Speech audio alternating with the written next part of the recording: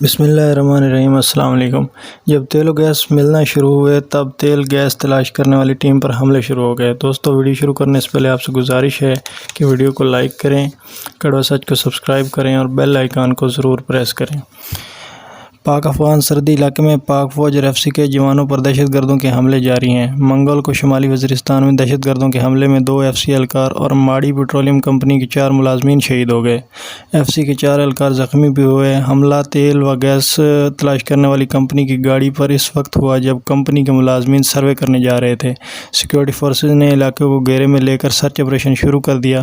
ماڑی petroleum company برسوں سے یہاں تیل و گیس کی تلاش کے لیے کام کر رہی ہے اور اس کے کارکنوں پر یہ پہلا حملہ نہیں۔ اس سے قبل ہونے والے 3 حملوں میں کمپنی کے کئی ملازمین اور سیکورٹی اہلکار شہید ہو چکے ہیں۔ شمالی وزیرستان دہشت گردوں کا گڑھ تصور ہوتا تھا۔ پاک فوج نے دہشت گردی کا تو یہاں خاتمہ کر دیا، مگر بعض عناصر ادھر ادھر سے خفیہ راستوں کے ذریعے اب بھی یہاں پہنچ جاتے ہیں اور اکا دکا کارروائیاں کرنے میں کامیاب ہو جاتے ہیں۔ امکان ہے کہ زیادہ تر تخریب کار سرحد پار افغانستان سے آتے ہیں۔ انہیں روکنے کے لیے سرحد پر باڑ لگائی جا رہی ہے، جسے ناکام بنانے کے لیے سرحد پار سے دہشت گرد پاکستان کی سیکورٹی فورسز پر حملہ کرتے رہتے ہیں۔ یہ بات اب ڈھکی چھپی نہیں کہ انہیں بھارت کی پشت پناہی حاصل ہے، جو مشرقی سرحد اور کشمیر کی کنٹرول لائن سے توجہ ہٹانے کے لیے پاک فوج کو مغربی سرحد پر مصروف رکھنا چاہتا ہے۔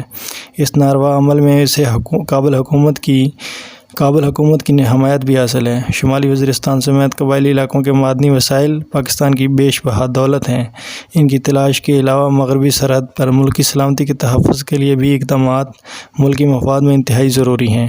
حکومت کو اس حوالے سے تمام وسائل بروکار لانے چاہیے اور تیل گیس تلاش کرنے والوں کو سیکورٹی کے لیے مؤثر اقدامات کرنے چاہیے۔